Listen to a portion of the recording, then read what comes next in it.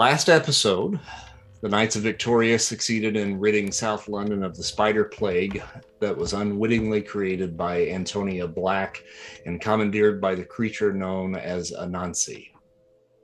You have been met with much praise in the speed and efficiency in which you have completed your first mission. As a reminder, Henry, you received a cryptic note on the eve of your return from the mission, and Moira, you were awakened by a whispering, disembodied voice calling your name. Antonia Black has been moved off-site as Dr. Jekyll and the Jones brothers continue to seek a cure for her disorder, and Peter, the chitin that you befriended during the mission, has become a ward of the state in Moira's care for the time being. Before you begin your next mission, is there anything you all want to do? Well, specifically, Christy, I think you had something specifically that you wanted to accomplish. I did have some unfinished business in wanting to speak to my mentor or confidant, the Clockwork Priest. Yes. You can certainly go and visit him. He has a church, that little small church that he had purchased in central London, that you can visit him at. So you're welcome to do so if you like. Okay.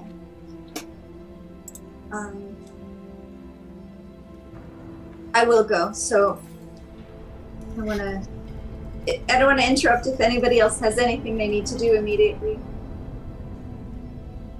But if not, I will go and knock on the door and push it open, sort of tiptoe in. I presume I got a response to my message saying that I should come. Sure, yeah. Mm-hmm. So I'll approach him. You see him standing in front of kneeling in front of an altar there in the small church. The church is older, it's a little dusty. He doesn't have a lot of patrons that come in, but he is kneeling in prayer in front of this altar that there's a large ear in place of what we would normally figure to be a cross in a Christian church, but it has been replaced with a large year here. And he finishes his morning prayer, hears the door open behind him, stands and turns, and he sees you. He says, "Oh, Charlie, such a pleasure. It's been a little while. What brings you to my church this morning?" Thank you for seeing me. I should have come sooner. It's been a while, but I've been in training and, very busy with my new comrades, and on a mission that I don't know if you've heard about it, but we had some scrapes and cleaned up some riffraff around town, but I've been feeling troubled about my part in the destruction of some of the creatures that we faced in battle. When I joined the Knights of Victoria, it was because I wanted to turn over a new leaf after my years of taking part in all sorts of mercenary mayhem and rebellions and uprisings, and basically being a free agent for hire. I wanted to do better, and I have qualms about the killings that I don't know if I should use that word. They were once men and became spider creatures, but I don't know if they deserved the deaths that we gave them. And I've had sleepless nights and twinges and night terrors, twinges in my arm. that have kept me up concerned, and I thought you might have some words of consolation or guidance, as you usually do. Yes, I understand. Those of us that are followers of the Book of Ex Machina, one of the cardinal rules of our beliefs is life in whatever form is precious, and you know this. I do. We here in Avalon, both mortal and clockwork, are essentially at war. We are in a time of war, and a time of great discovery as well. And sadly, during times of war, one must think of the greater good. You belong now to an organization that is a key manipulator in that war.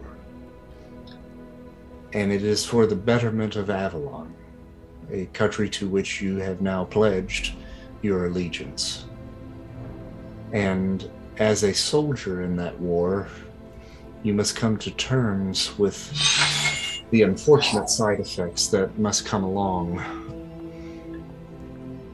with being one of those soldiers on the forefront. Now, as a person of some faith, there is some regret that will come along with that. Now, I must ask you, these creatures that you faced, was there any other way?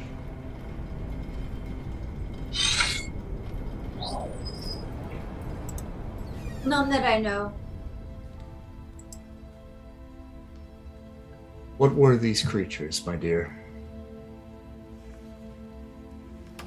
They were constructed from the mind of a chemist, a troubled soul, a troubled woman who was seeking a way out of the spell or malady that had been cast upon her. They were horrific former men who had become spider-like, filled with webbing, monstrous in appearance, and for the most part seemingly irredeemable. And there's the word, my dear, irredeemable.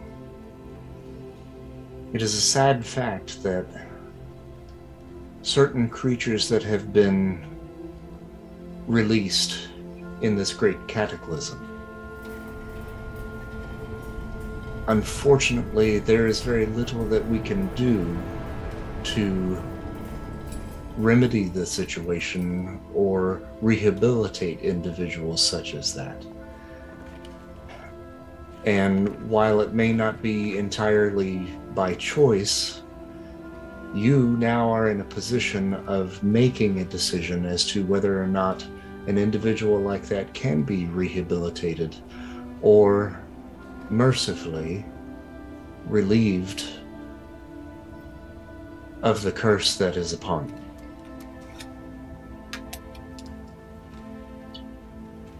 I understand.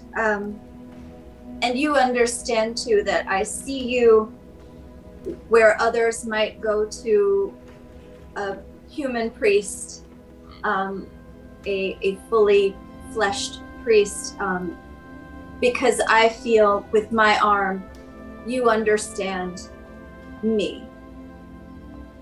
And some out there would look upon me with my mechanical arm, or Hieronymus, one of my companions in arms, as monsters, as ourselves irredeemable. So I continue to wrestle with this.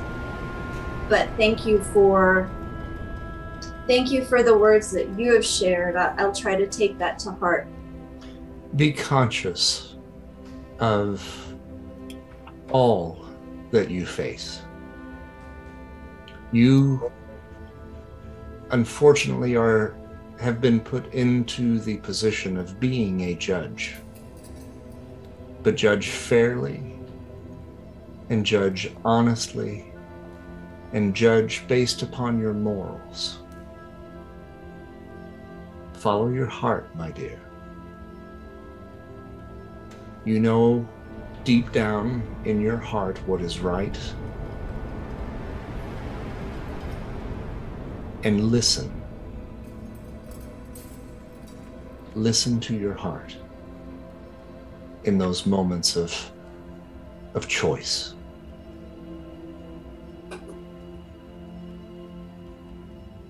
If there is some sort of gesture of thanks, if there's like a ex machina sort of symbol that we share, then I would convey that to my Clockwork Priest.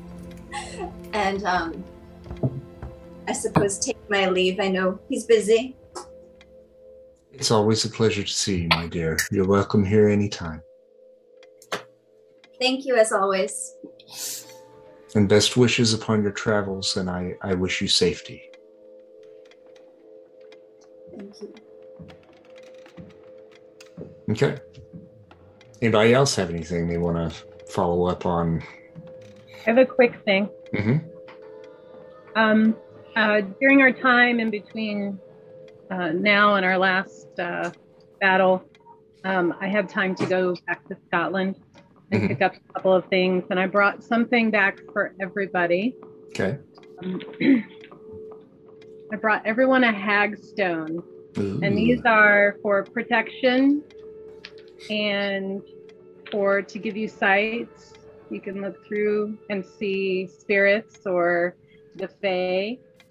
And you can hide them under your pillow at night to ward away nightmares, if anyone has any problems with that.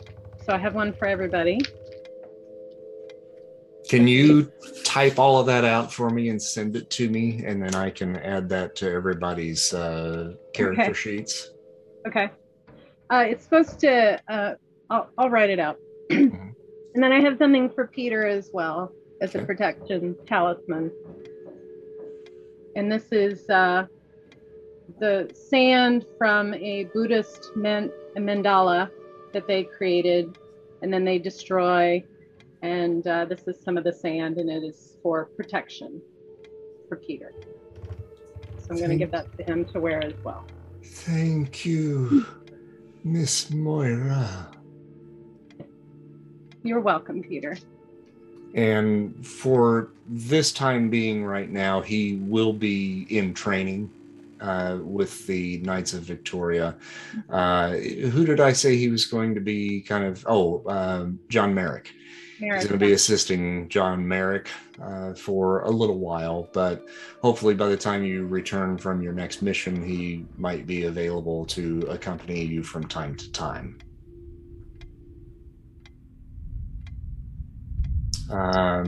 Anybody else?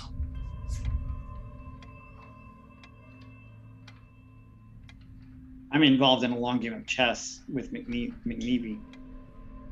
With who? My roommate, right. Okay, McVerney. Okay. Yeah, he's with me and sort of helps out around the house, keeps an eye on things while I'm gone. So we're in an epic game of chess for the last 7 hours. Okay. At some point, I'm going to get some more information on him from you because I want to know a little bit more about his background. Don't we all? So several weeks have passed at this point. You've had a few other little smaller missions individually, and now the group itself is being called together once again by your handler, Jack Dawkins. And you're called together in the boardroom for a briefing on a breaking case. And when you arrive, you see the familiar face of Jack Dawkins, who is accompanied by Ichabod Crane. Dawkins addresses your group. Pleasure to see you again, agents. As you can see, we have a special guest sitting in with us this morning. You've all had the pleasure of meeting Elder Ichabod Crane by now, I assume. Mr. Crane has come to me regarding a matter of personal importance, regarding an incident at his alma mater. I'll let him explain.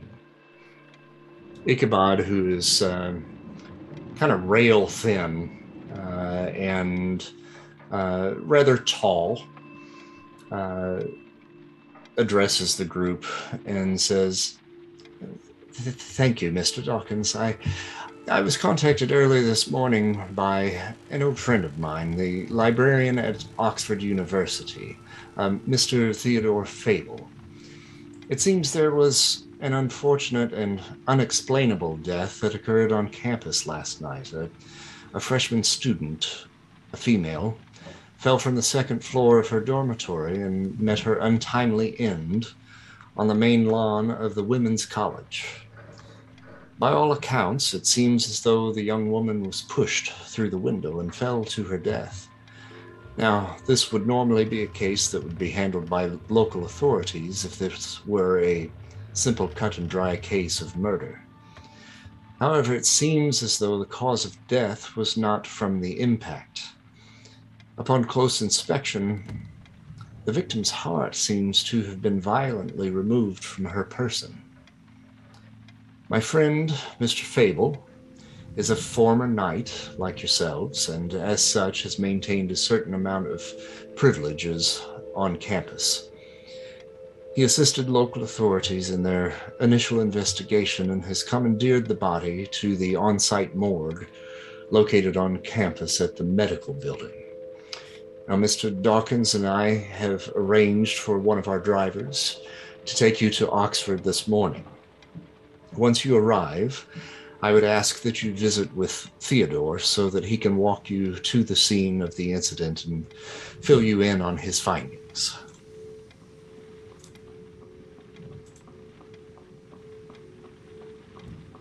So that, ladies and gentlemen, is your next case.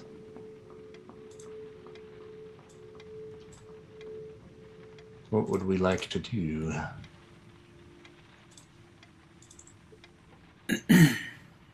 Well, perhaps we should proceed to Oxford to investigate, shouldn't we? Is that right or no?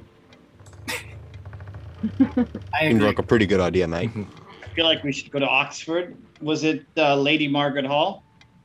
The college at Oxford, the all-women's college. Yes. Mm-hmm. It opened sure was. a few years ago in 1878. So I propose we go there and we figure out what's happened.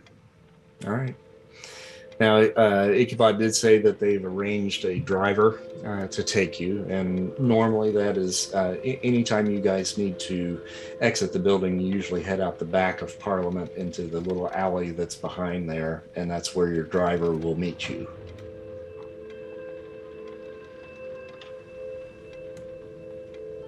So you ready to head out? Anything you want to grab beforehand?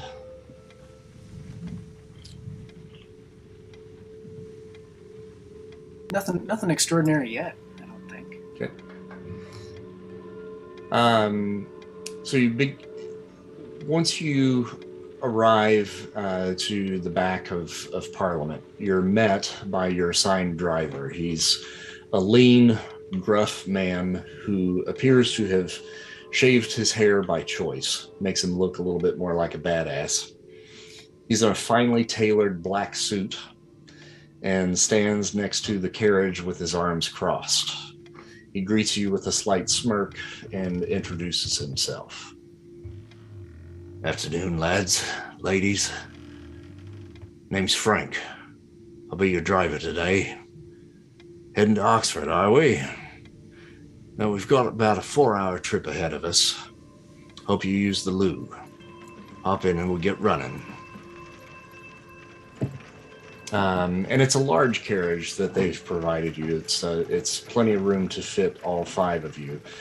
Hieronymus, you've been told, is still off on a private mission that he's been sent upon. And if that completes before the end of your mission, then he'll meet up with you at Oxford in a day or so.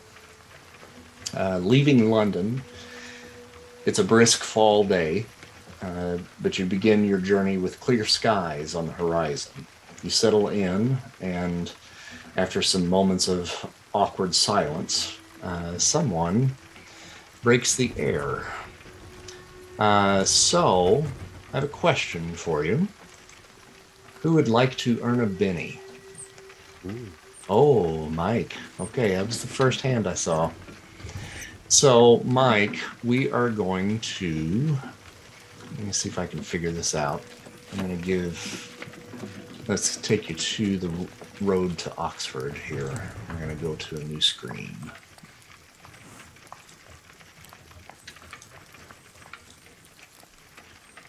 There you go. So there's Frank, your driver. And then Mike, I am going to deal you a card.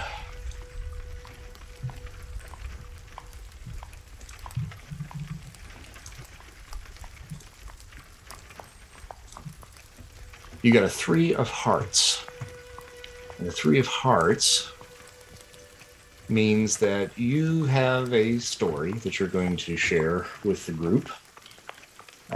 And a heart means that you're going to entertain the group with a tale of one of your former lovers. Either a love lost, found, present, or waiting for you back home. I regret this already. Details. And sorry, not to interrupt, but I don't see myself on the screen. Oh, yeah, I probably had not gotten you in here. Let me get you in there.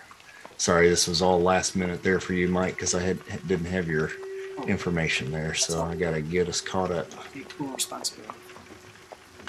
So this carriage we're in, is it a mechanical carriage or is it horse-drawn? It is horse-drawn. Okay. Mm-hmm. The old-fashioned kind.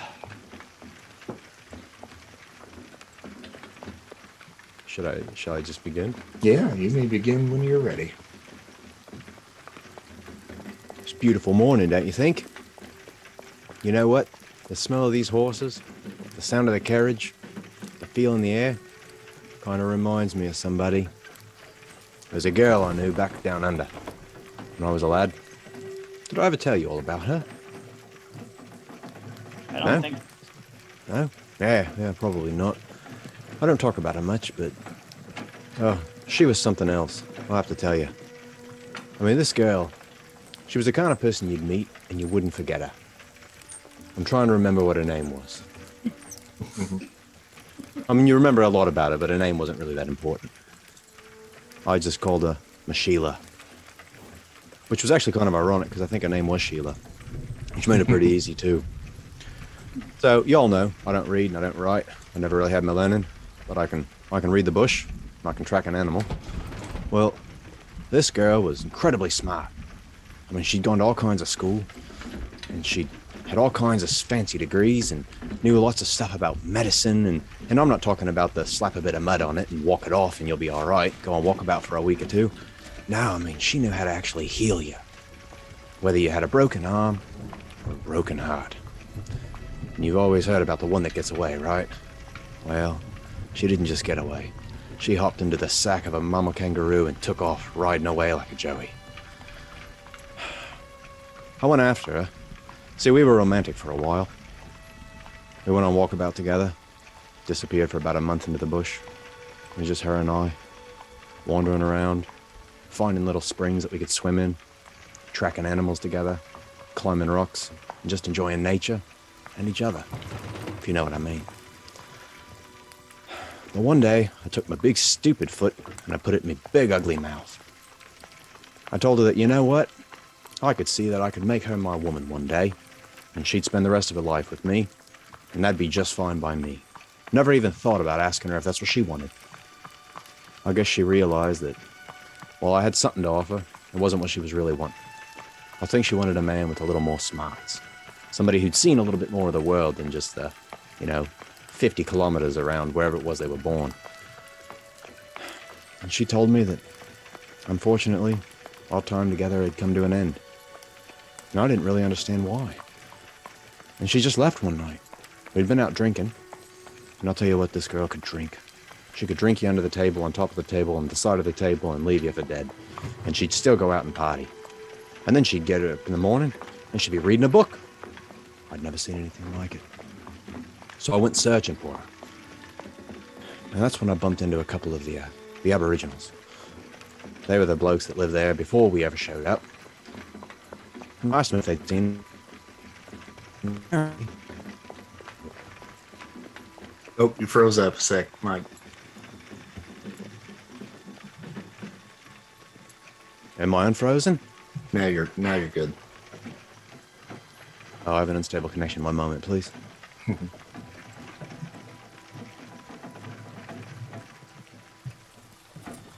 Let me know when it unfreezes. Yeah, I think you're fine. Yeah. Right. Well, apparently, she was a part of their legends.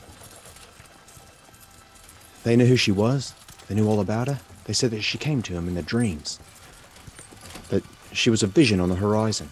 And sometimes they'd go off in search of her as well, for spiritual clarity, answer questions about where they should be moving to next. And it made me wonder, did she ever really exist? Or was she just somebody in my mind as well? Somebody that I dreamt up, hoping that maybe one day I'd have a better life, with a better person, somebody that would make me better as well. And I think that's part of the reason why I decided to get out from Australia and start going on walkabout overseas, and why I came here. I think it's why I'm so drawn to the stories about love and loss and hope, I suppose. I'm hoping one day to still see her. And sometimes whenever I'm in a real way, and I've had a couple of drinks and I may be itching for a fight, I see her smile. And I get that sweet smell of eucalyptus she always had in her hair. And I think, you know what, mate? You're better than this. You're not, but you should be. And I try to pack up my ego and maybe go home. And hope that one day when I walk through that door, she'll be sitting there waiting for me again. And I'll have the opportunity to apologize, show her some of me drawings, how I'm trying to learn me letters, trying to learn me numbers, read and write. And maybe I can stimulate her brain, like she stimulated my adventurous side, if you know what I mean. No, I don't even know why I'm telling you all about this. But if you ever go to sleep, or ever you see in the side of your vision, the most beautiful girl you've ever seen, who looks like a beautiful sunrise on the beautiful red desert of the Northern Territory, well, you grab a hold of her, and you let me know, because I got a couple things to say. And it won't be pretty, but it'll be honest. So anyway...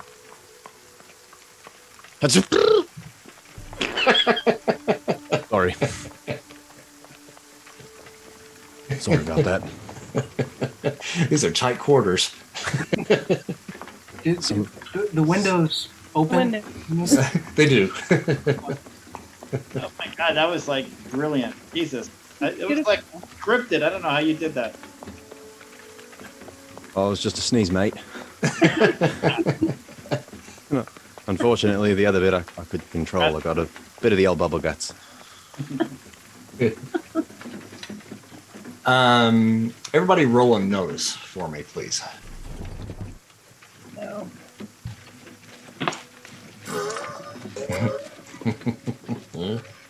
Here. I really am sorry, guys.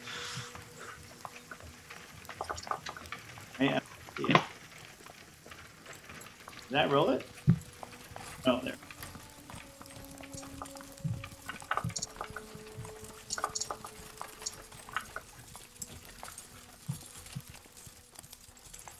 Hey, so it adds your things together, right? Mm-hmm, it does. Well, it adds, like if you get a... I see. It rolled it. It rolls your. It re-rolls your high exploding. die, right? Your exploding dice, right? And it gives you the number you should have as your highest die. Yep. Roll, right? That's correct. Yeah. Yep.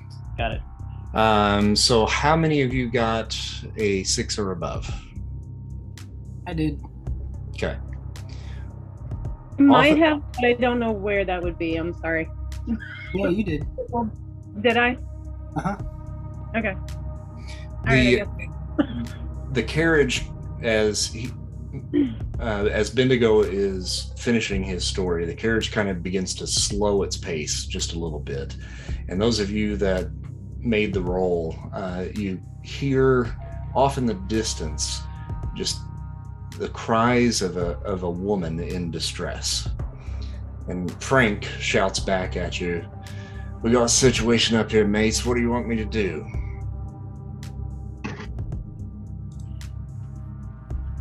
And if you look out the window, you can see kind of off in the distance a woman dressed in kind of everyday traveling clothes stumbling down the road to the south, and she's waving frantically at your passing carriage. She looks like she's clutching her side, and it appears as though she is wounded, as there is some blood staining her dress where she's grabbing at her side. Stop the carriage, mate. Yeah, I reckon we should stop. And the woman kind of rushes up to the carriage and she says, oh, thank God, please. You have to help us. My husband, he's hurt terribly. Our carriage was run off the road by a pack of large ravenous dogs. I've never seen the likes of them. Please, I beg if you come quickly. My husband won't wake.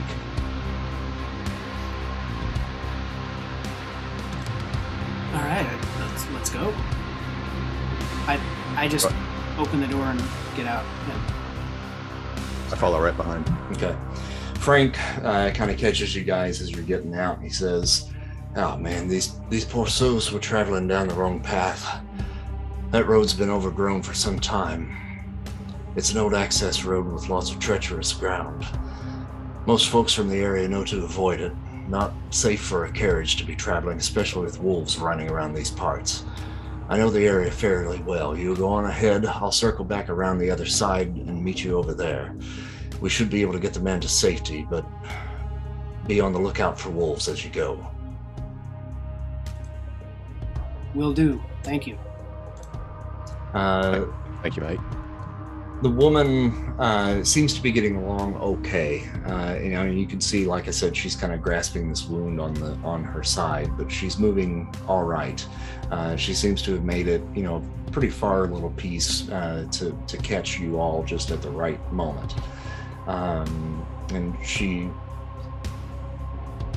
just kind of says, "Please, just come this way. It's just a little ways around. It took me a little while to get up here, but oh God, I hope those dogs aren't still around."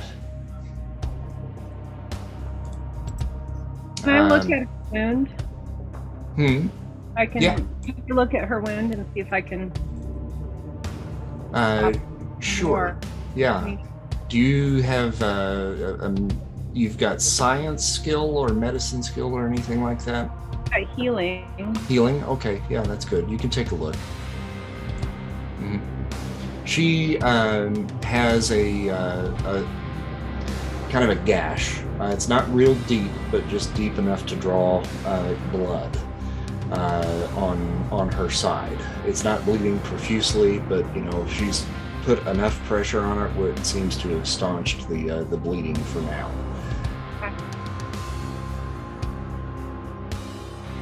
So do I ascertain that she doesn't need any of my skills? If you want to try to spend some time to help her, you can. She seems to be, though, more concerned about her husband. She thanks you for your attention, but she says, "Please, I think I'm okay. Let's please. I'm just so worried about Luther.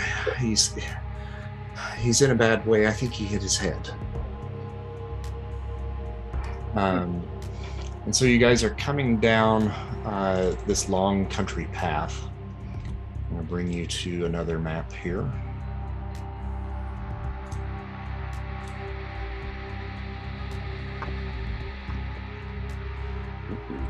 And it's kind of a long winding path.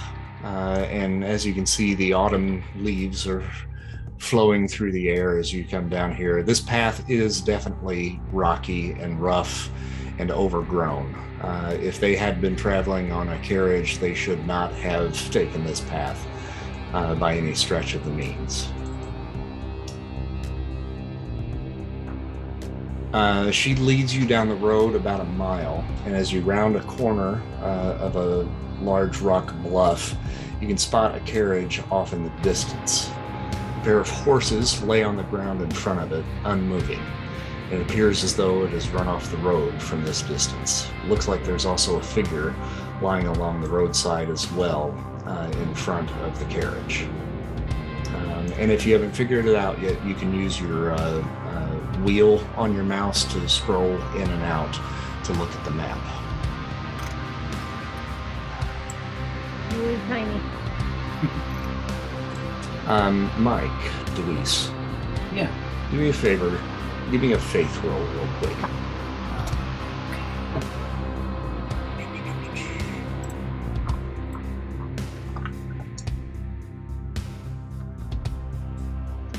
Okay. You got a 6?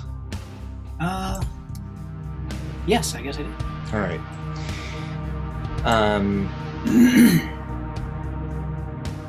In your head, the 3 and 1 whispers a single word to you. And it says, danger. Ah, thank you, Almighty. Shipmates, we need to use caution. There's something dangerous. The Almighty has spoken to me just now. What is your smarts? It just went up. It was a 4, it's now a 6. Okay. Roll a notice.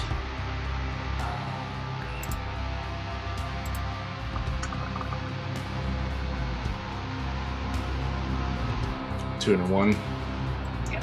Okay, yeah. You're on alert for sure, and just kind of keeping your eye out, for anything that's out there. But right now, nothing kind of catches your attention. The rest of you roll a notice with a -2, and if you click on I think if you click on notice, let me check something here. The box pops up, you can do situational yes, mod, right? You can do a situational mod, and then so if you put a -2 in there, it will subtract it for you.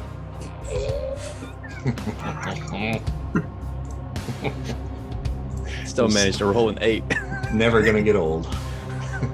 I actually rolled a 0. That's a new one for me. Ooh, wow. All right, so if you guys can move, Elsa has moved up to about this point right here. So put yourselves close to Elsa down there.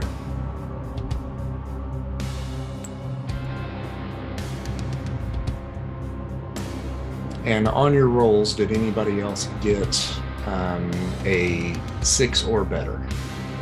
Yeah, I did. I got an 8.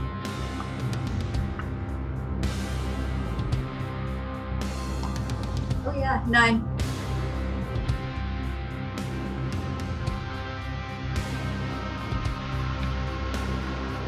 Okay, so those of you that succeeded on your rolls, Charlie, need to get you up with the group there.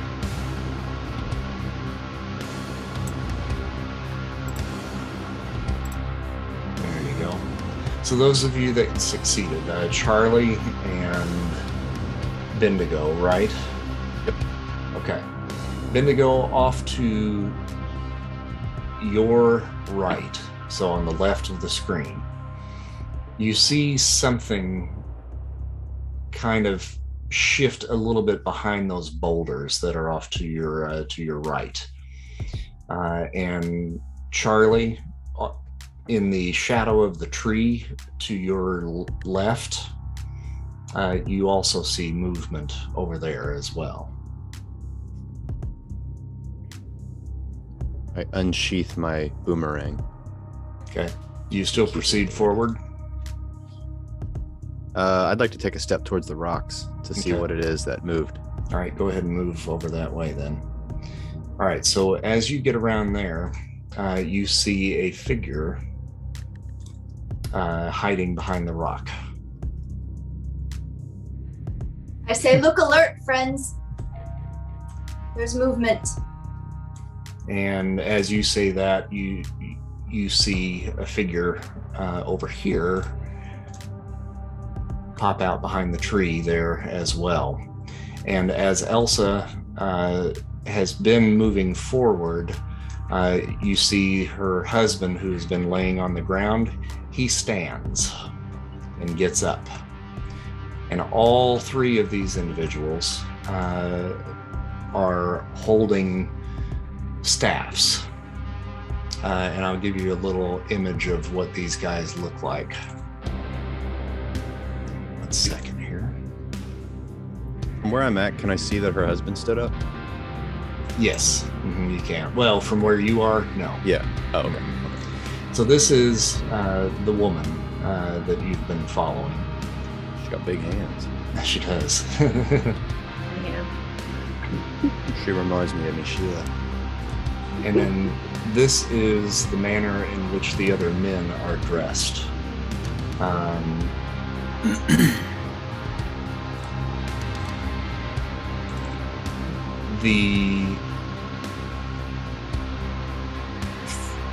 The men are dressed in long brown coats and tricorn hats, and they each carry either a staff that seems to be crackling with an electric energy, or what looks to be a tricked out shotgun. And the two that are surrounding you guys both have shotguns trained on you as the body on the ground rises and picks up the staff lying next to him as he addresses you. And he says, "Right, no funny business now. Open up your pockets and satchels, and if you've got any weapons, lay them on the ground and nobody gets hurt." Elsa makes a move towards Father Mapple and attempts to grapple you. All right. And give me 1 second here. We're gonna... This... Nope, that's not it. There's a way for me to select everybody, and I can't figure out how to do that. Okay, we're just gonna do this.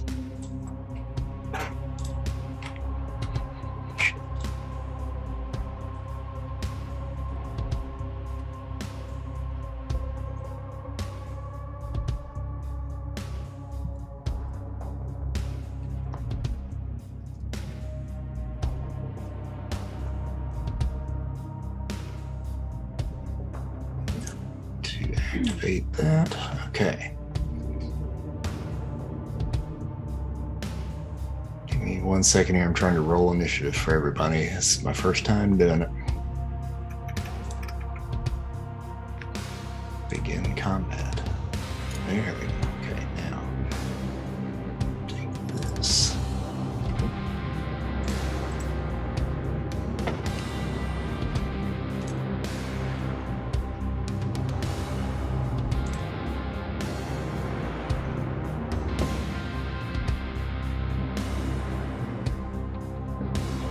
Okay, and she reaches over to make an attempt to grapple you. So we're going to make a fighting roll here.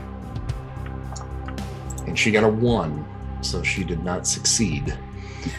But you see her reach out for you, Father Mapple, and she pulls out a knife as she does so, but she's trying to grab a hold of your coat to try to drag you over to her. Okay. But she misses. So you're able to just dodge out of her way. Okay.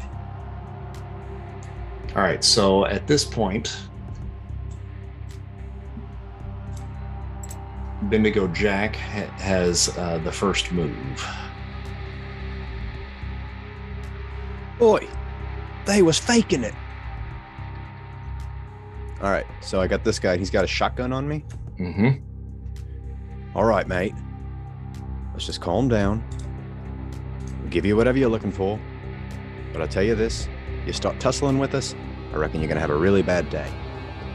Worse than the day we just started having. Can I take a step towards him? Sure, yeah. All right. Now, all I've got here This is my fancy boomerang. So I'm going to hand it to you, and you can have it, right? Right. Okay, so I'm going to reach my boomerang out to hand it to him. Mm-hmm. Oh, and if you guys didn't know, I have little blades installed along the inside edge. All right, so he I kind of reaches keep it for turned so he doesn't see the blades. Give me a persuasion check, please. Oh, I'm so screwed. All right, hold on. Let me look up real quick what my hindrance is for persuasion. Because I'm ugly, it is a -1. Is it gonna go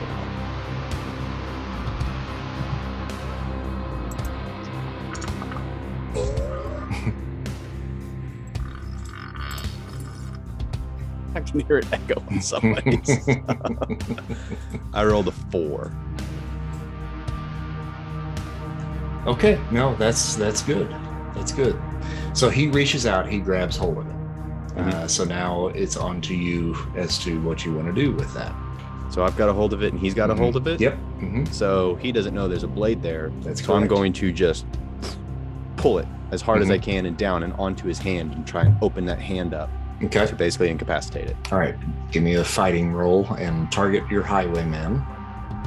Okay, let's see. Go target. Select this guy. Fighting and I have Brawler and I can't figure out how to pull up what that gives me. Oh wait, there it is. Did you find it? Okay. Yeah. They increase their toughness by 1 and roll strength plus d4 when hitting with their fists or feet. So that wouldn't be this, would it? Nope. No. Okay. It's skill fashion fighting. Yep.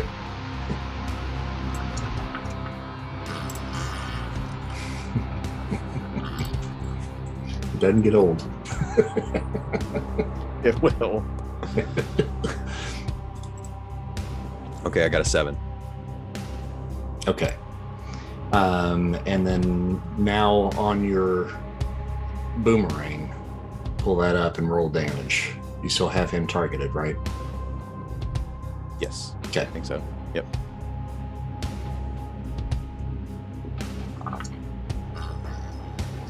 $10. Okay. And for some reason it did not work. Okay, so 10. I could teach.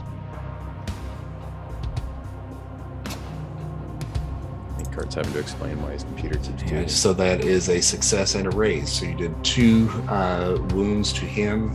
He is incapacitated. Yeah.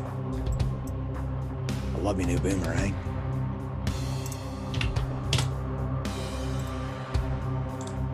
All right, so he's out of the fight at this point. Then we go to the Highwayman. So the guy that's underneath the tree over here did not see what happened. And from the vantage point where the other guy is, he didn't either. But surprisingly, there's another guy that just happened to pop up.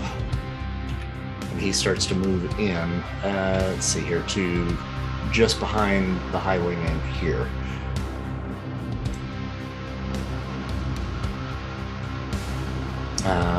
And he's going to go ahead and make a quick roll to increase his running speed. Let's see if I'm going to do that from here, so I'm going to have to do that separately. Give me 1 second.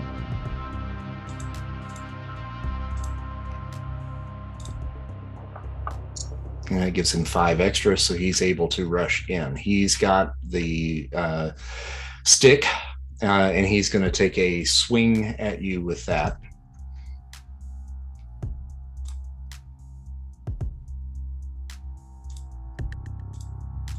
Nope. Hold on a second. Ah, damn it.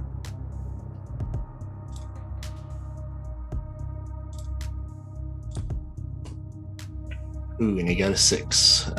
What's your parry? It is a 7. Okay, so he takes a swing, and it just goes over your head just by about an inch, just kind of whiffs your hat. actually knocks your hat off. Oi! And then we're going to go to this highwayman who is just kind of moving towards you guys at this point to come up to Father Mapple and says, right, if you got any weapons, cough it up right now. And he's still unaware of kind of what's going on behind the rock over there.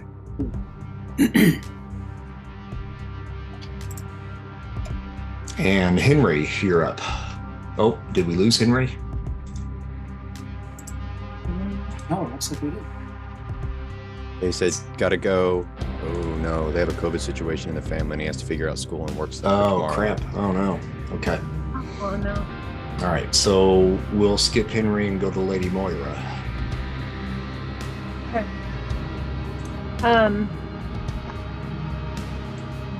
Do I see this dude in the bushes over here? Is he hidden pretty well?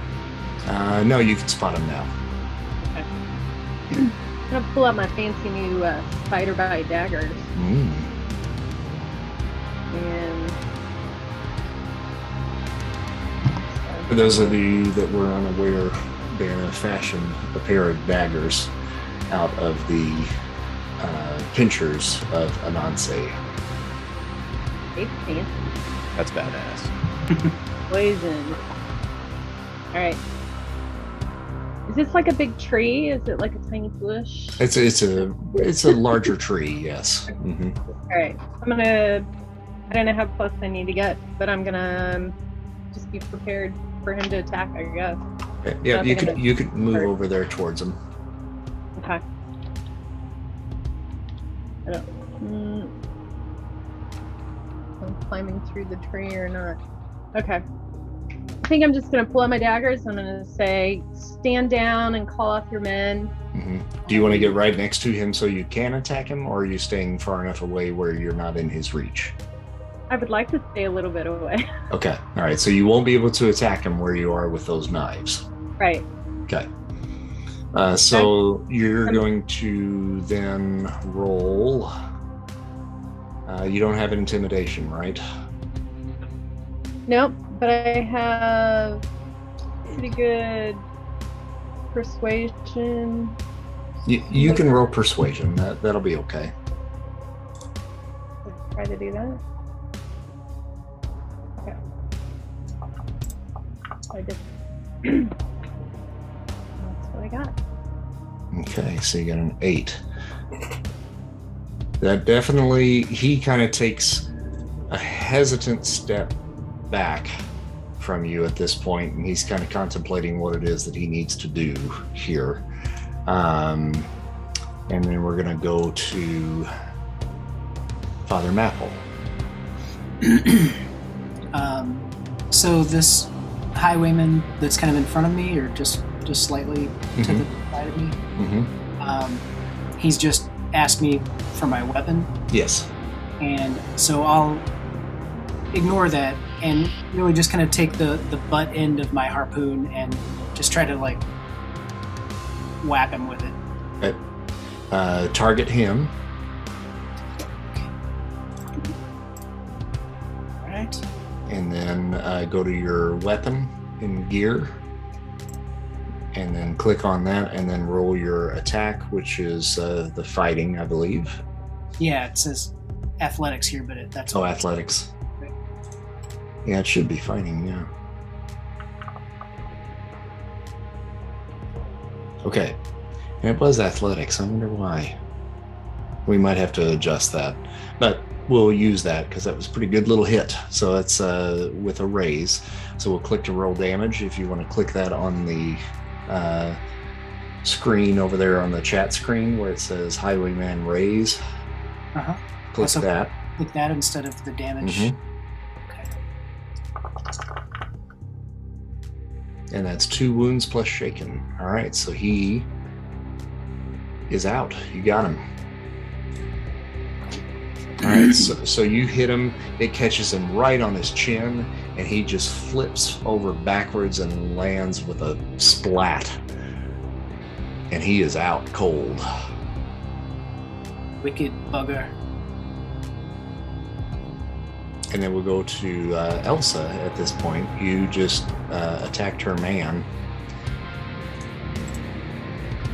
So she's gonna try to give you a good little slice with her knife.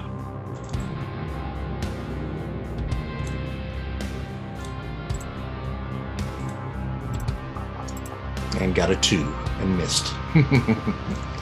Not real good with those, apparently.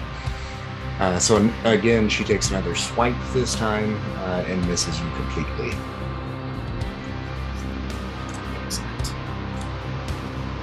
And then we're going to move to Charlie.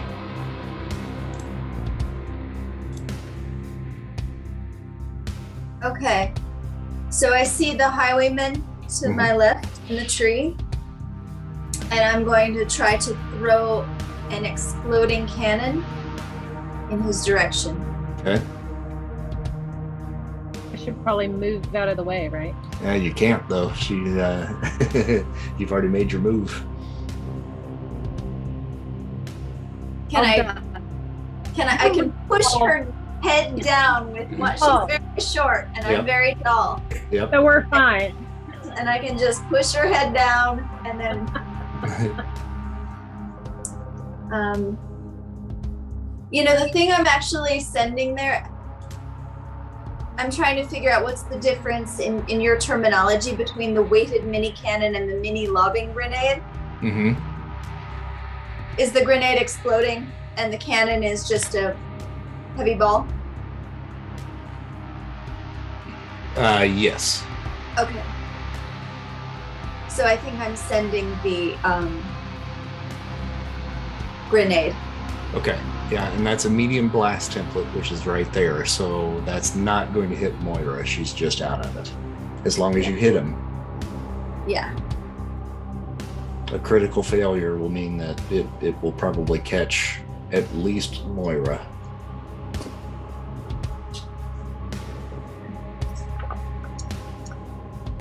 Oh, that's a 10. That's a good hit.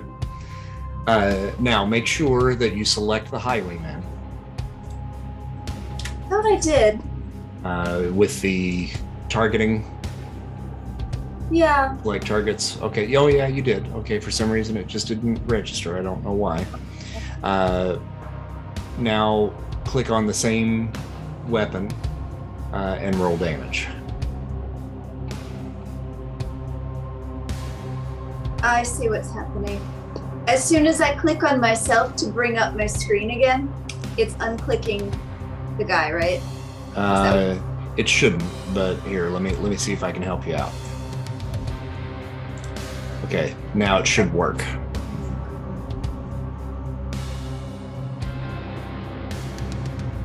Sorry.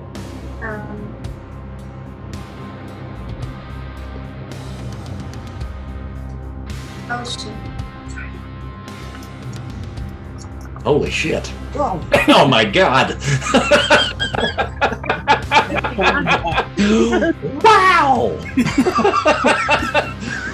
36 points of damage. The tree and Okay, so you lob that grenade and he sees it coming and he drops his shotgun and he's like, oh shit, and catches it in his hands. And it just, he looks down at it and he looks up at you and it just goes and just in a red mist Oh my God. just explodes. And the tree topples over. Not on you guys. It ends up over just up from where you guys are. But yeah. So Charlie, did you get over your worrying about killing people? I'm already drafting the telegram to the Clockwork Priest. You're gonna have to make a second visit. I think so. Wow. That was incredible.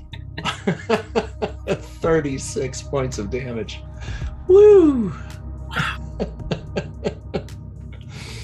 And with that, let's see here. Hold on 1 second. Okay, so Elsa, begin. Let's see. Does it bring us back around? Okay, yeah, it brings us back around to Bendigo. All right, so Bendigo, you're up. Okay, so I've still got this bloke in front of me, right? Yep. Mm-hmm. Okay. Have we seen anything else? Did we hear the boom? Oh yeah, you definitely heard the boom and the squelch. Okay. Mate, I think you guys might have pissed off one of my colleagues. Are you really wanting to go forward with any more of this, or do you reckon we might just want to call it a day? Okay, persuasion again, or intimidation if you have it. I don't think I do. I actually haven't even upgraded my character, so I need to do that too. Yeah. Okay, so persuasion, and I think I have what, -2 on that? Mm-hmm. Oh God, critical failure. You farted in his general direction.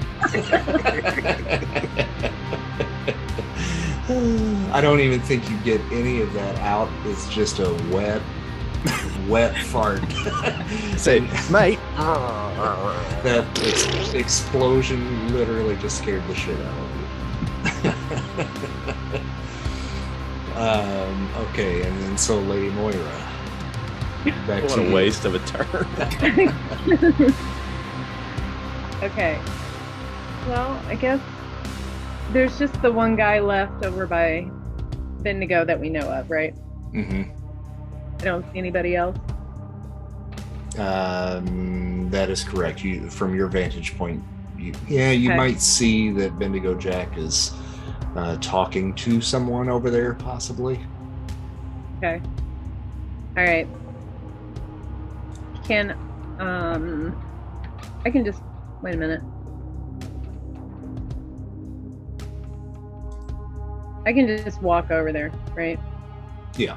Mm-hmm. Okay. I guess I'll do that. I'm trying to move, sorry. And just make sure you're staying within your pace, and if you have to run, then you have to roll an extra die to do that. So you've moved 1, 2, 3, 4 at that point. And my pace, I think, is... Trying to open it, sorry.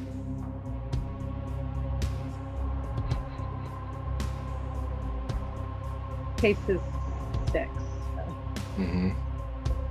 Sorry, slow. Okay. So 5, 6, that could get you to...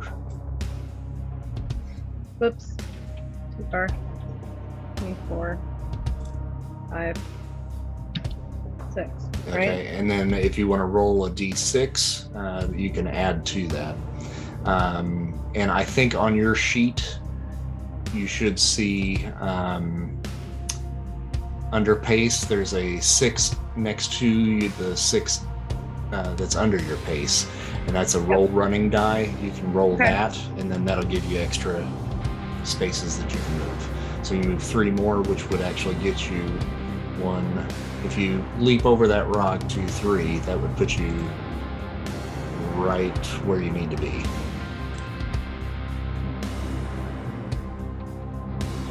So, like... Yep, right in there. Yep. Is that fine where I'm at? You would need to go right in here. Can you see where I'm at?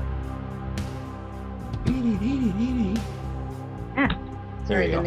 How about that? That'll do it. Sorry. Mm-hmm. Look at this tiny video game. Okay.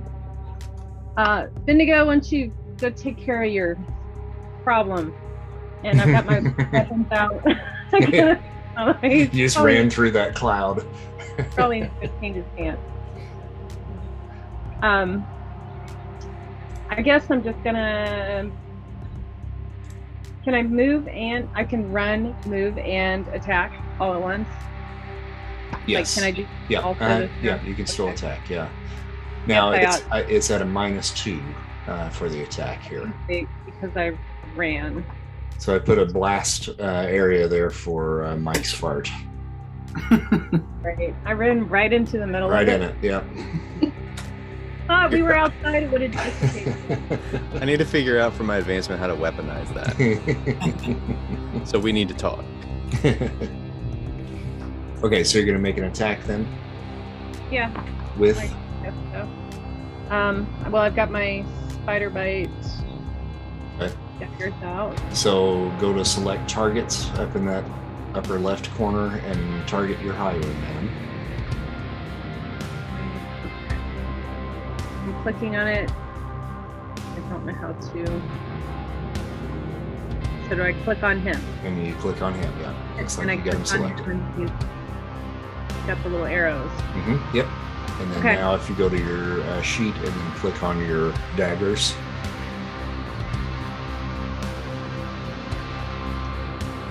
And then click fighting. Okay. Okay, that looks pretty good. Yep, that's a hit. So now in the chat bar it says Lady Moira hit, and click that again to roll damage.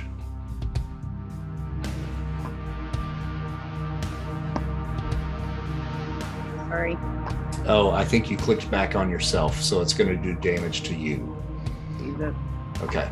All right, so now go back to your character sheet now that you have him selected again. And then, nope. Okay. Nope. Stop. Here. There you go. All right. So when you click on him, you click on yourself to open your character sheet. It clicks on you again, so then I have to click on him again. Okay. So now what am I doing? Okay, now you're going to click on the daggers again and roll damage. Okay. Damage. There we go. So he is now shaken. Oh, good. So am I. And you'll note that it placed a little token on his figure there, and it shows that he is shaken. Oh, I see it. Okay. Okay. And then after you, we go to Father Maple. Since I just knocked that guy out, I think I'll just kind of like continue that motion and then try to kind of sweep Elsa's legs out from under her. Like, I don't necessarily want to hurt her. I just want to restrain her, and so we can talk to her later. Sure. Yep. Just select target Elsa. And then just a fighting roll, or the weapon. Right? Yeah, your weapon.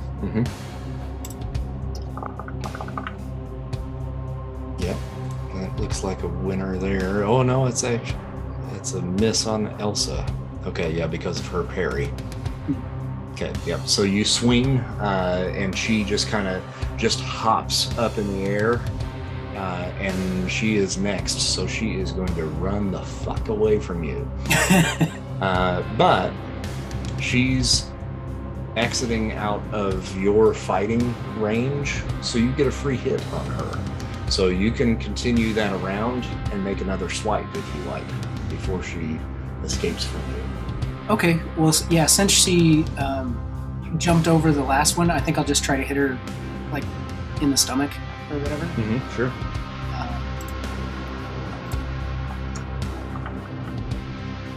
Still.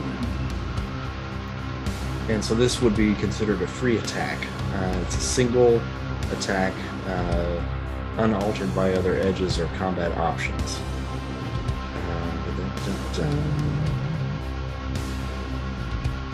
Okay, withdrawing from melee. Let me look that up just real quick, because it's the first time that's happened. Make sure we're doing that right.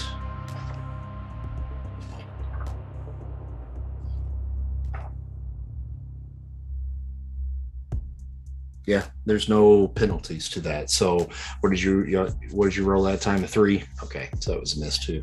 Okay, all right. So she starts to book it out of there. 1, 2, 3, 4, 5, 6. Actually, she's going to run to the horse. 3, 4, 5, 6. Who actually also has during the process of this gotten up. They've trained the horses. And she attempts to mount the horse. So I'm going to have her roll in athletics real quick just to make sure that she's going to be able to hop up there. Or actually, we'll do a riding for her. Just see how quick she can get up there. Yeah, so she's able to get up on the horse at this point. And then we'll go to Charlie.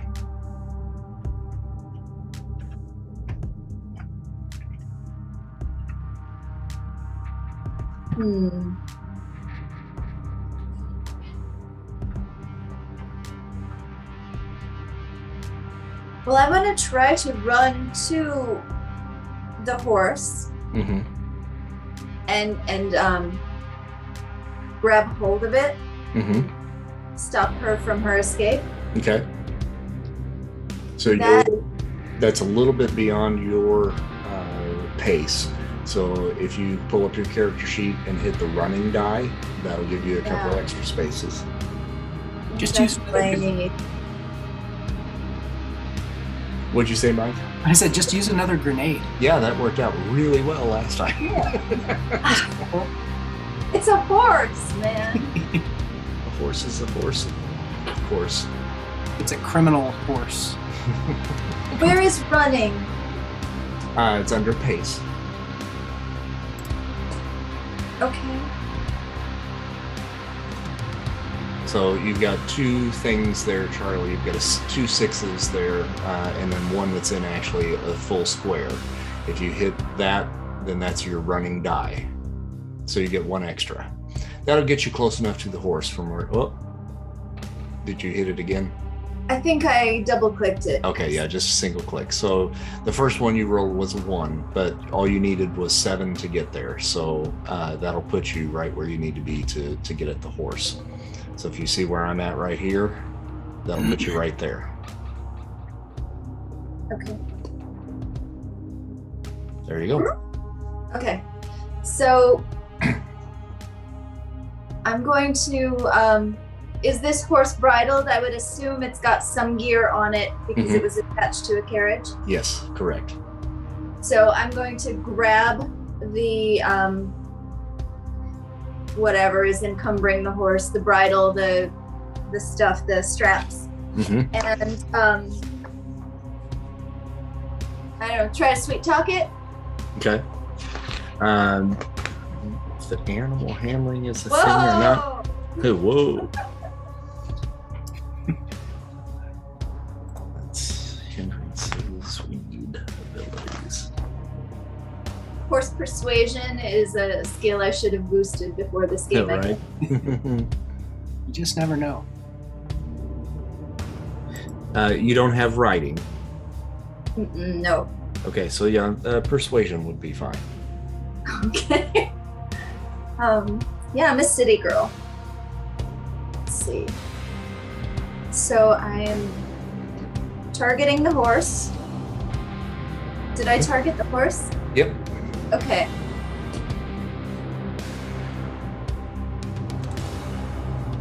Oops. And all you need is a 4.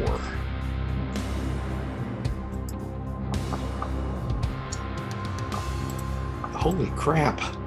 11. I am the horse whisperer. You are. All right, so you grab hold of the horse and it kind of bucks just a moment because Elsa's really trying to get it to spur forward. But you've locked eyes with it and something within you, it recognizes a gentleness within you and you've got its attention and it's paying attention to you and not paying attention to Elsa. Easy girl. And then we're going to go back again to Bendigo Jack. Okay, so I'm not going to try to talk to this guy anymore.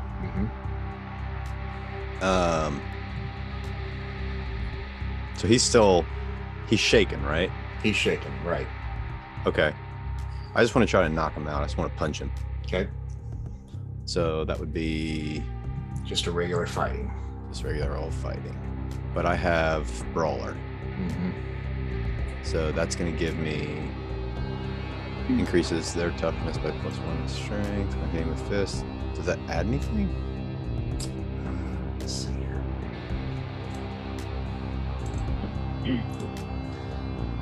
They increase their toughness by 1 and roll strength plus D4 when hitting with their fists. Okay. Okay. So if I hit fighting, do I need to add anything to this? No, not for the actual punch. Okay, no. That's just for damage. Okay.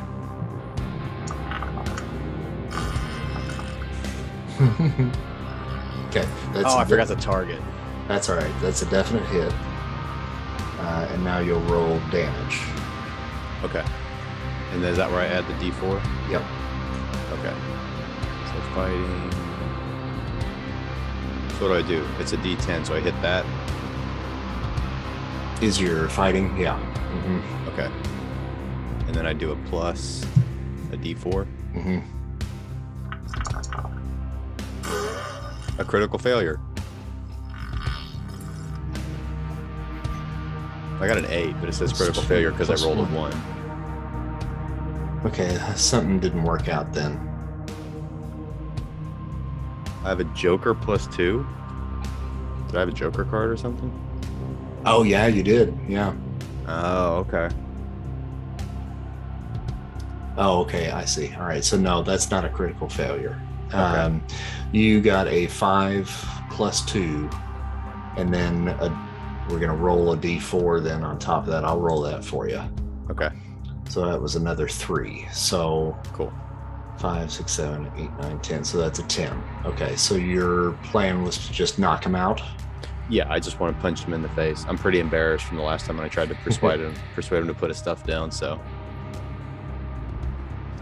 Okay, so that he's shaken, so he takes 1 wound. Okay. All right.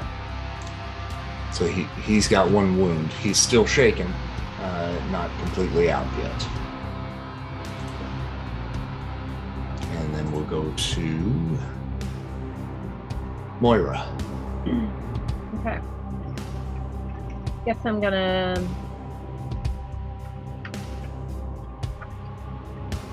Is he standing up? He is still standing, yes. Okay. I guess I will slash. I don't think I want to. Maybe I'll stab him. I'll just stab him. I just stab him.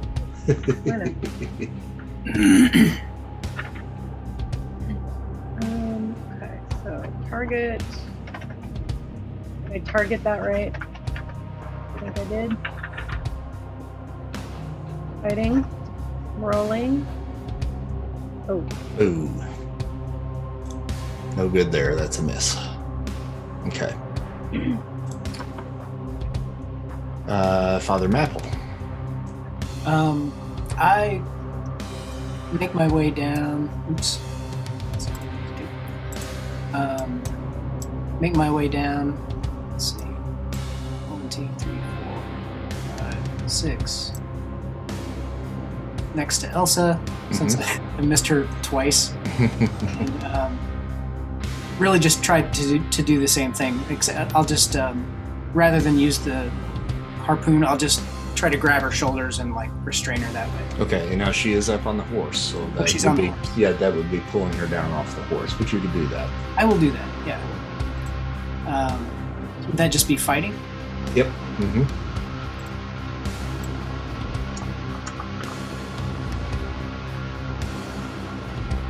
And that was an 8. Yep.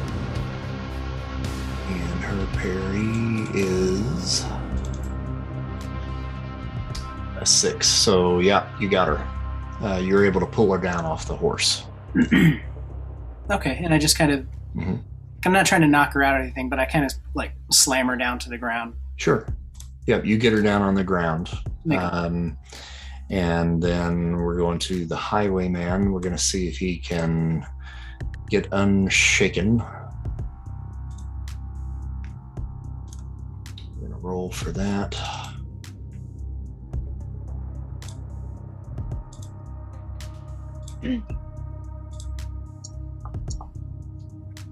And he does not get unshaken. I think am I going to spend a Benny? I'm not going to waste a Benny.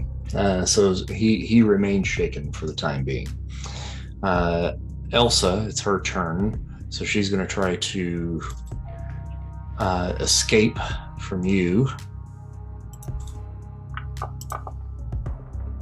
What's your strength?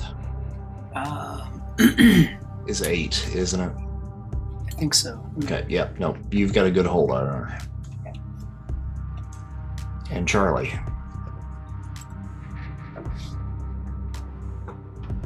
Father Mapple, do you need any help with Elsa? No, I think I've got her, but maybe get the horse out of the picture, or secure the horse. Right. I'm not too concerned about. Yeah, I mean, I don't want to do anything with the Highwayman at a long distance. So and I'm having a moment with this horse where we're actually really communicating. Connected the earth, the planet, all living creatures. So I might just gently lead it over to the tree and see if I can tie it up there. Sure. Yeah, you can do that. We'll bring him over there if you want to pull yourself down there next to him. And then we roll back around to Bendigo. Okay. We're going to try to knock this guy out one more time. But what I want to do is, I'm actually going to get him in a headlock because he's shaking. And I'm going to hold him down to my behind as I punch him in the face. Okay. So I want to get him like this and then punch him into my gas. Okay.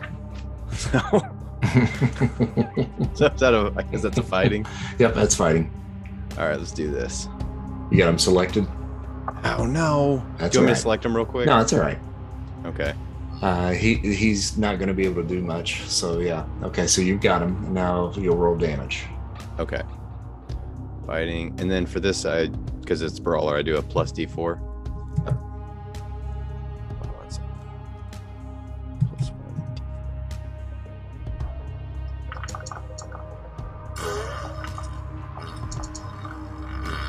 Okay. Yeah, that'll do it. I just hold his nose at it the whole time. Yeah, so you pull him back around and just fart right on his head, and he just slumps and passes out. So sorry.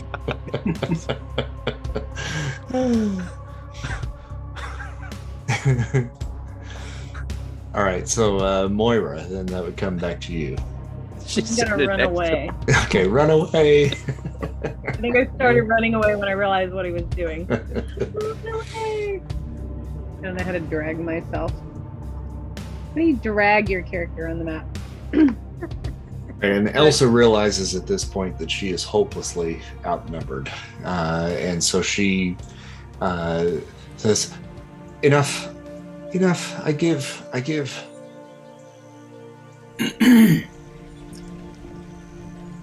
Well, I think we must at least present you to the authorities, unless you have some reason why we shouldn't.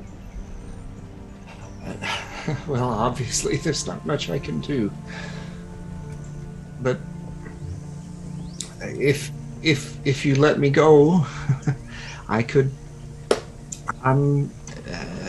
How about this? You take all of our weapons. Well, we'll take what is useful to us, but I don't know that that's a deal. But perhaps you come with us, and when we get to our destination, we'll hand you over.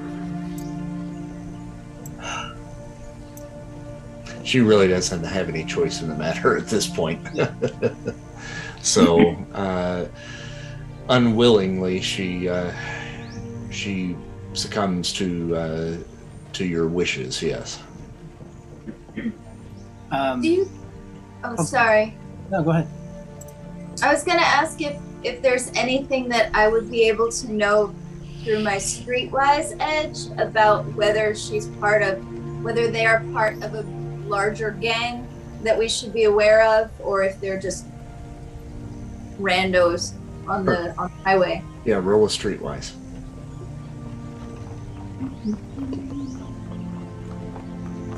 Oh gosh.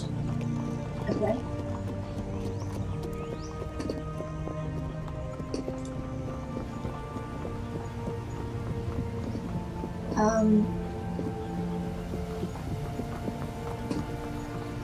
I'm on the edges tab, but there's nothing popping up as a roll. I think that's on your skills, I think.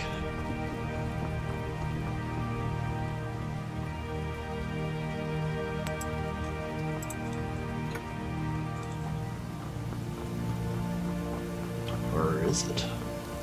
it is an edge. I don't know if it's listed okay, as gotcha. a skill, but common knowledge then is what you're going to roll, and that you'll add a +2 to that. So if you go to traits and go to common knowledge, okay, and click on common knowledge, and then under situational mod, hit +2, and then roll.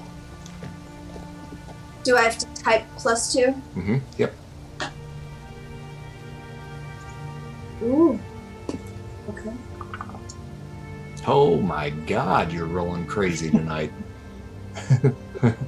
Yeah, these men, the way that they're dressed is definitely a gang that is, it's not common within London itself, but they are notorious along the streets that lead throughout Avalon, throughout England, and they are called the Highwaymen. And their main purpose is exactly what you see here, is setting traps for traveling wayfarers in order to rob them of their goods. Okay. And you have successfully thwarted this particular faction in their attempt. The Highwaymen. I'll say that. And everybody knows. So yes, just so you know, they all are carrying these different weapons. You've got 2 guys with shotguns and 3 of them that have the electro staff type items, and those are just kind of hanging out there. So if you want one, you can take one. Do any of their long coats have any kind of like armor buffs or anything like that? Yes, actually they do. Because I would love to have one of those jackets and one of their staffs. Sure. Okay. Are we cool stealing from these people then? I mean, or this disarming them? As you found out in your last mission, there is something that the Knights of Victoria have as kind of common practice, and that's spoils of war. So you can take it for now. Once you get back to the Athenaeum, you would have to register that with the Knights of Victoria, and if they deem it as not being dangerous enough to be out on the streets, if you wish to keep it, you can write up a requisition form, and then you could be allowed to keep it, upon your return. But for now, you're on the road. Whatever you've got with you, if you want to use it, you can certainly use it while you have it. Okay. I want to grab a staff, and I want to take the coat of the first guy that I sliced up with my boomerang. Gotcha. Because that would look great with my hat. All right. 1 second here. I forgot to do something. Hold this over. There we go. You guys think I should get a whip? Do you think that'd be cool? Might be cool. I'm thinking about it. It'd give me some reach. Yeah. Okay, so one of the cool things about this is that I can actually just grab the electro staff from the bad guy and just place it in your ear. So now you have an electro staff. And then you also wanted the thick coat, correct? Yes, please. Okay. All right, now you have a thick coat. Okay. When I clicked on it, it says it does not have a skill. Would I like to use one? Yes, and that was something that I forgot to put in on that, so you'll use fighting for that. Okay. This is going to be pretty good. Okay, anybody else want anything? I don't. I thought about this for you, Mike. You have your harpoon, right? Yeah. If you took one of those electro staffs and then had, say, Charlie tinker with it, you could combine that with your harpoon. Ooh, I think that's an excellent idea. Charlie, would you mind helping me out with that? No problem. Excellent. Right. So I've dropped one into your gear there, Mike. Ah, I see. And again, the skill that it should be associated with is going to be fighting. Fighting. Mm-hmm. Gotcha. I have repair. Am I able to roll a repair to kind of give her some boost when she starts doing that? Yep, you sure can. Mm-hmm. Okay. You want? Anybody else want anything? Can we search them for money, or is that bad too? There's a moral conundrum probably in that, but okay, I didn't know if that fell under spoils of war or just not. keep robbing them. Well, like the one guy that's Misty isn't going to miss anything because he's literally in the wind. That's true. So We could check and see if they've stolen anything of importance. Probably. That's probably Yeah, good. like in the carriage or. Mhm. yeah, I'd love to go through your carriage and see if there's anything of value there. That we need to... Let's see, Father Maple, you're the closest right now. Do me a favor and roll a notice.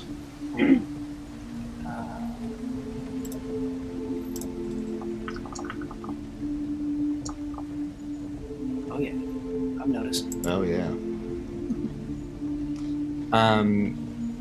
Coming from inside, you hear just this faint whimpering sound. Is it a puppy? It's something. There's something in the carriage that's alive. Let's do I need to keep a hold of Elsa? Is she gonna run off or are we gonna You guys tie her up or something? you guys can probably figure out a way to restrain her. That's I'll give you that. Okay. Then I'll get up and kind of like open the carriage door with, from a distance if I can with the harpoon and Sure. peer inside. Well, on the floor of the carriage, you see. Give me 1 second here.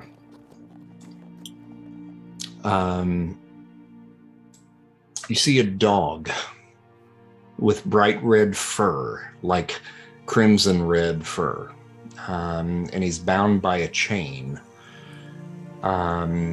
He has long, kind of pointy ears and a long snout, and is about the size of a golden retriever.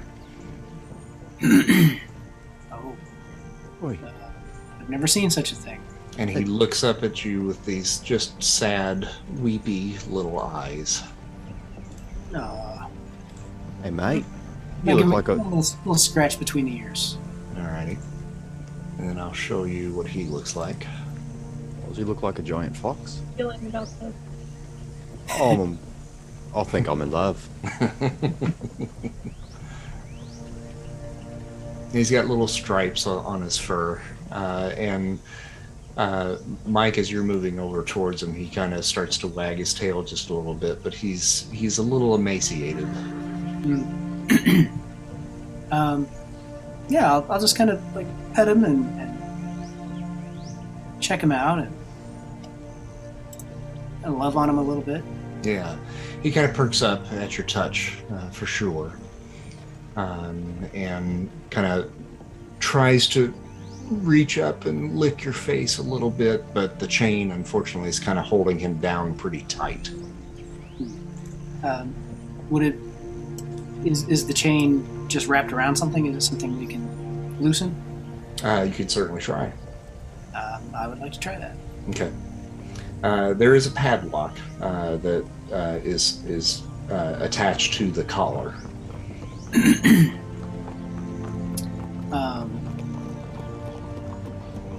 Let me search. Well, actually, I'll ask Elsa. Elsa, where's? How do we unlock this animal? She takes a big sigh. She says, "There's a key in the pocket of my skirt." Would you like me to get it, Father Maple? Please. Careful, she's tricky. I think she'll be all right. Which pocket, ma'am? Here on my right. Right. Do I need to roll anything for this, or can I just get it? You can just get it. Perfect. Fish around in there for a little while until I find it. There you are. There you go, Father.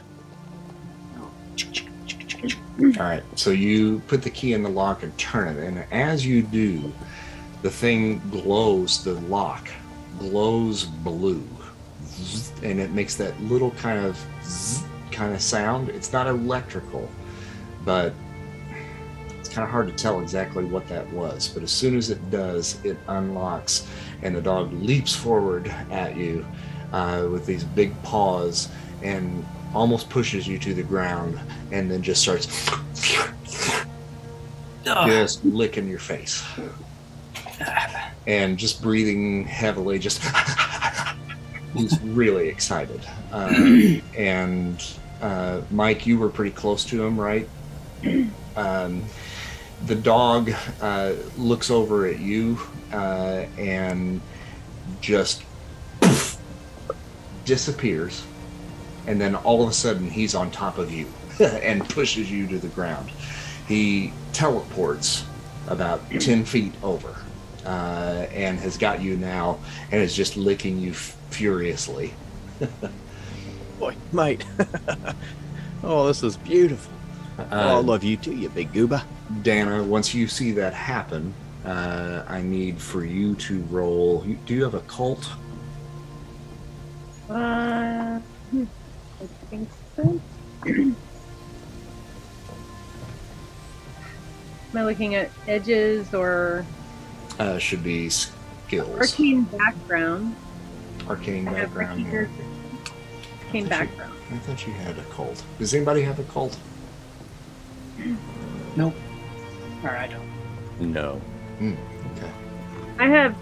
Well, no. I guess You have magic sensing, right? Have what? Don't you have something that lets you sense? I have object reading. I mean, dog's an object, but with your particular arcane background, I'm going to have you roll a common knowledge, but at a -2. So if you pull up your character sheet and click on common knowledge, and under situational mod, just hit a -2.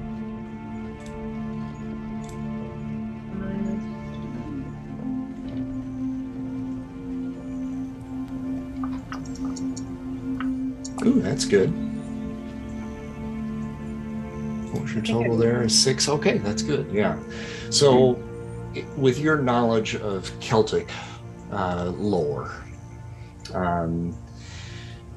you think that you recognize what this dog actually might be, and it's a mythical creature called a blink dog. Blink, B-L-I-N-K, yeah. Oh, sorry. Blink dog. And you know that it has the powers of teleportation, and it also has kind of a spirit sense. Ah.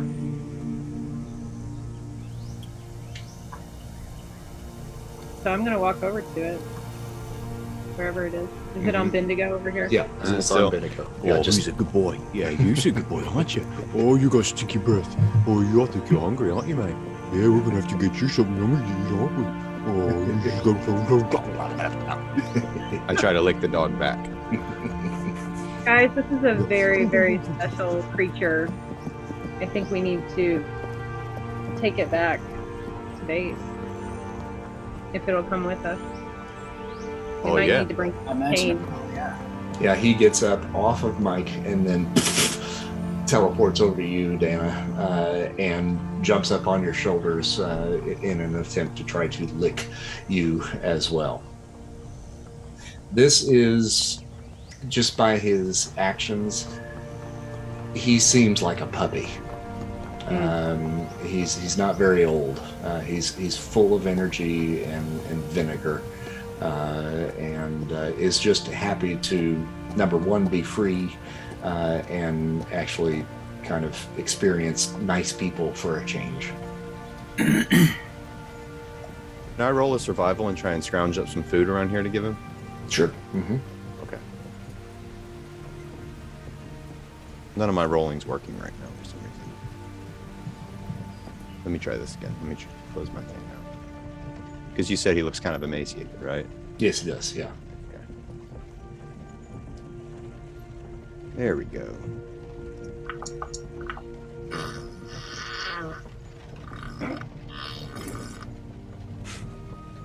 It wasn't a very good roll. I got a 4.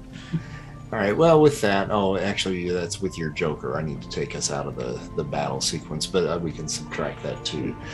So yeah, really, with that, unfortunately, you're not able to find anything here in the immediate area that would be edible for him. You find some berries, but that'll probably just give him the shits. Oh yeah, mate. I don't think you need to have what I got. I'm just gonna sit and eat the berries. So to the other highwaymen that are not missed in the wind are starting to kind of come to, and you're able to kind of gather them up a bit and kind of get them restrained. And you see far up on the hill where Frank has pulled the carriage up for you guys, and you're able to kind of herd these guys up that way. And Frank sees you coming. He says, "Well, see, we've got some extra passengers, eh?" Yeah, just a few. We need to get these to the nearest constable's station. Not enough room in this carriage. How's theirs? Seems to be in good order. Yeah, turns out they never actually crashed it. The whole thing was just fake. Any of you have any experience driving a carriage? I do not. I mean, okay. I can probably ride a horse. Do you have ride? No. Ooh, nope. You do it unskilled. Okay. So that's a D4? Mm-hmm. Okay. So what do I do? I think it's a D4 minus 2, I think. Yeah, it's not good. Mm-hmm. How do I roll just a D4? You can just do the unskilled. Where's that at? Oh, is it not on your sheet? Mine's at the bottom of the skills list. Oh, I don't have unskilled. Let me add it real quick. Yeah, sorry about that. Here, I can do that, though, for you. If we go to the macros over here, it should be under skills, basic skills. Pull up your character sheet. Sorry, I did a lot of this kind of on the fly, so I missed a couple of things here and there. That's all good. There we go, untrained. There it is. Oh, okay, cool. Okay. Hey. Oh. There you go. Not bad. Yeah, not bad at all. Okay, so yeah, you'll be able to hitch the horse back up to the carriage and put these guys on there, and then get them where they need to go. Now, since you're traveling to Oxford at this point, you'll need to drop them off at the local constabulary. And we can make that trip, no problem with that roll. You guys all pile on the other carriage with Frank. Bendigo takes the other guys, and you guys ride into town, into Oxford. The dog in the carriage with us? Yeah, the dog's with you guys. Yeah. Okay. Yeah. I call shotgun, and actually I'm just offering Frank one of the shotguns that we picked up. Okay, all right. Did any of you guys want any of the other weapons? I mean, I'll take a shotgun if we got an extra one. We do. Yeah, I won't say no to that. I don't have shooting, so I think I might be more of a danger than anything else. I've got marksman, so it makes sense to grab it. I have shooting, so I might as well take a shotgun. Okay, yeah, there's an extra one, so yeah.